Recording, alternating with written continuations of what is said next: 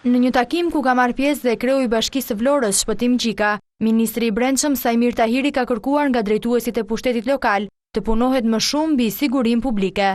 Takimi është zhvilluar ndërmjet Tahirit, prefektëve, drejtuesve të policisë, si dhe krerët e bashkive pa praninë e medjave. Ndër pikat e takimit kanë qenë ndërtimet pa leje, si dhe situatat e aksidenteve rrugore, konfirmuan burime nga brenda takimit.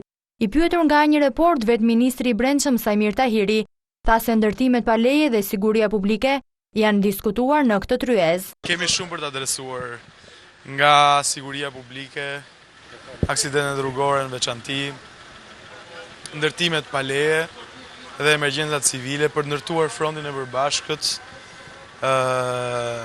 dhe për të garantuar sigurinë publike për qytetarët dhe përballje me emergjencat civile. Ndërsa kreu i Bashkisë së Gjirokastrës Flamur Bime për një report thotë se në qytetin e Gurtë shumë shpejt do të nisë prishja e ndërtimeve pa leje. Ka Gjirokastra probleme me ndërtime pa leje? Po, natyrisht që ka dhe Gjirokastra. Çu fol, do të nisin prishjet aty? Shumë shpejt.